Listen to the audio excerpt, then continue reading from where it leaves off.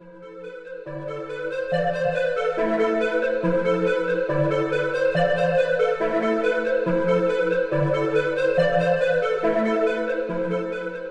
all, and welcome back to another episode of the Sanctified Podcast, the show where we explore the lives of various saints throughout history and learn about what they did and how we came to recognize them as saints today. Today, we're going to explore the life of Saint George, a dragon slayer, soldier, martyr, and man recognized in multiple religions. So I know that I tend to start out with the saint's birth, but for Saint George, we actually don't know a whole lot about his young life. So we're going to have to skip ahead to his sort of young adult life. We can say that he was born in the mid to late 3rd century from what we know of his later life, but all that we kind of know about his start is that his parents were a Roman soldier, Adrantios, and a Greek native to Lydda, Polychronia. And both just so happened to be Christians, so their son, Georgios, was raised as a Christian as well. Georgios eventually became a soldier, but it's not exactly clear if this next story that I'm about to share happened before he became a soldier or after. I tend to think it came before, which is why I'm mentioning it now, but it is possible that it came after. So, anywho, there was this town called Selene, believed to be Cyrene in Libya today, and the town drew its water from a natural spring. One day, a dragon, and some do say that it was probably a crocodile, but I like how dragon sounds, makes for a cooler story. So we're going to say it was a dragon, made a nest in the spring, and took it over. The people of Cyrene didn't know what to do. They couldn't get water like they did before because of the beast. They started offering sheep to it, and then they could gather water while the beast was eating the sheep. But even that didn't really serve to be a long-term solution. So they made a new decision. They would start offering women to the creature. They decided on drawing straws to determine who would be offered to the beast, because it seems like a fair enough system, right? Okay, well, not fair, but it's all sort of like even random chance of who's getting selected. Anyways, this system went on for a little while, but then the ruler's daughter's straw got drawn, and he begged the people not to throw her to the monster. People wouldn't listen. I mean, really, why should they? They had already lost so many of their family members, and they needed water. So they're just like, too bad. Doesn't matter. So the princess was offered as food for the dragon, and it hungrily chased her down. But before it could reach her, Georgios appeared out of thin air. He made the sign of the cross and fought the beast. He defeated it, saved the princess, and the ruler was beyond thankful, and the people of the town were just so overjoyed that they could get water again. This caused the entire town to convert to Christianity. They wanted to follow the same faith that their noble hero held so dear. When he was old enough, Georgios joined Diocletian's army, and he became a tribunus by his late 20s. In this role, he served as an imperial guardsman for the Roman emperor at Nicomedia. However, when Diocletian ordered the arrest of every Christian on February 24th, 303 AD, and that every other soldier should sacrifice a Christian to the Roman gods, Georgios refused. I mean, he was a Christian. He wasn't going to kill his brothers and sisters. That would just be absurd. Even though Georgios openly refused, Diocletian respected and liked Georgios' father, so he let the refusal go. That didn't stop him from trying to convert Georgios, though. Diocletian offered Georgios land, money, slaves, women, anything he could want if he if he turned to Roman polytheism. But Georgios, already being a faithful and honest Christian, he just said no, not going to happen. Eventually, this frustrated Diocletian enough that he ordered the execution of Georgios. Before that he could be killed, Georgios gave all his money to the poor and endured multiple tortures. And just a quick warning for the more sensitive listeners and viewers, this doesn't really get too graphic, but if you'd prefer not to hear about any of these tortures, just skip ahead like 30 seconds. So, George was subjected to lacerations on a wheel of swords and had to be resuscitated 3 times. He was basically killed by death by 1,000 cuts, and they brought him back for more of that.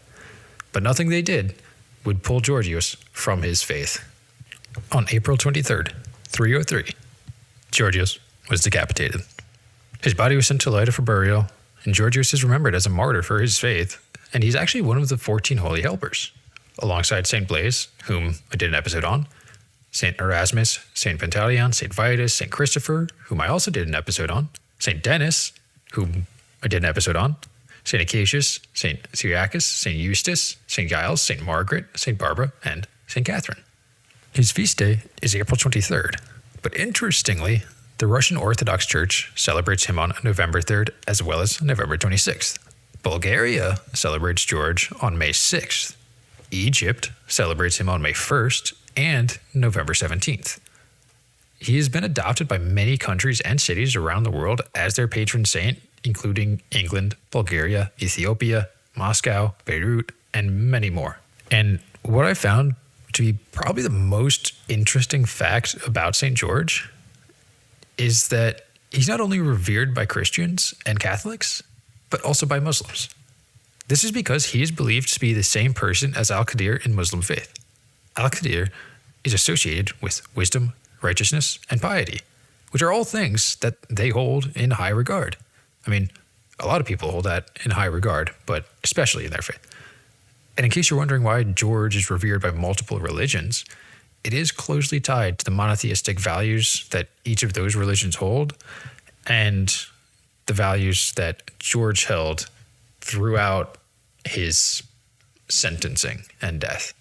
In the briefest reasoning possible, George, or Al-Khidr, was killed because he wouldn't serve false idols. He wouldn't worship a polytheistic religion because it wasn't true, to him at least. It was true enough to those that believe it, but that would be a rabbit hole for another day that we don't need to go down.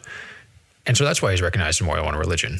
There's actually evidence to support this, to support that he is both people, both George and Al-Khidr.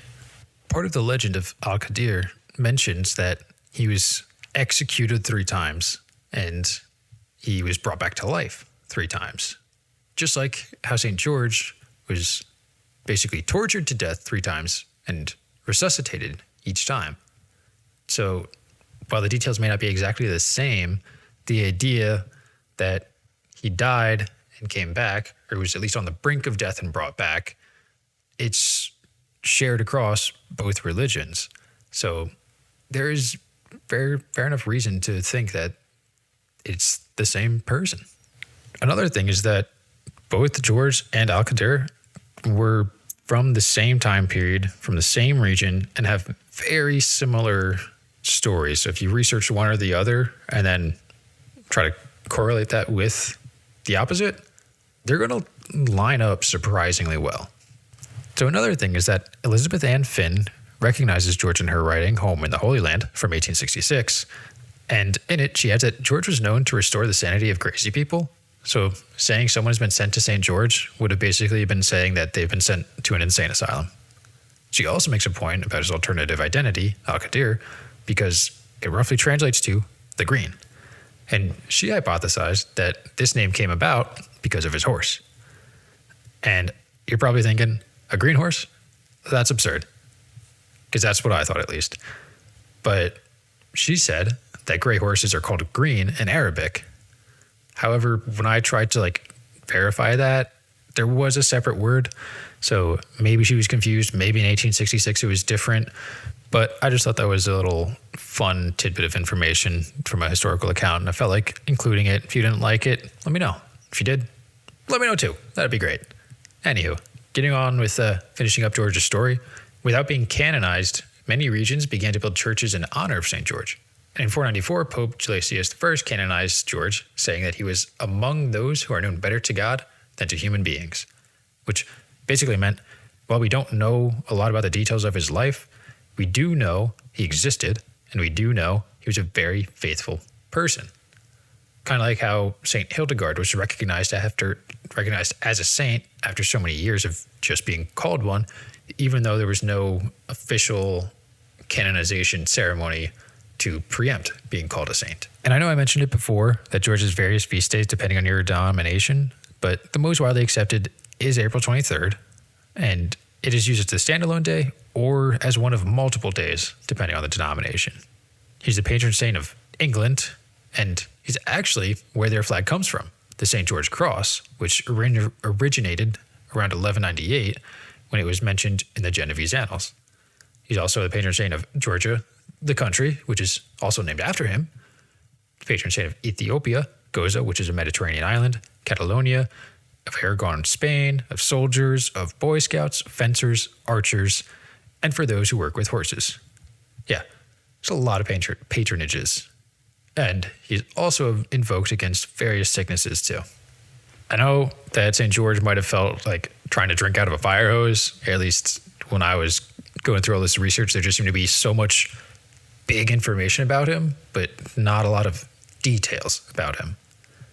So if you have any questions, please let me know and I'll do my best to answer them.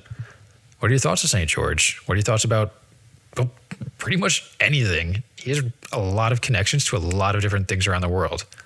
Oh, like, how about the dragon? What are your thoughts on the dragon?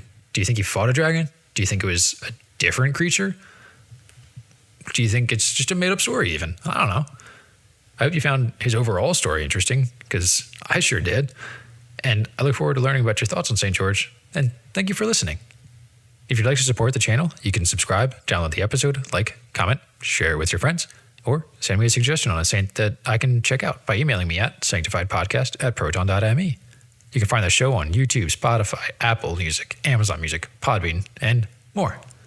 Just search for the Sanctified Podcast, and I should have a few episodes uploaded. Take care, and have a wonderful day.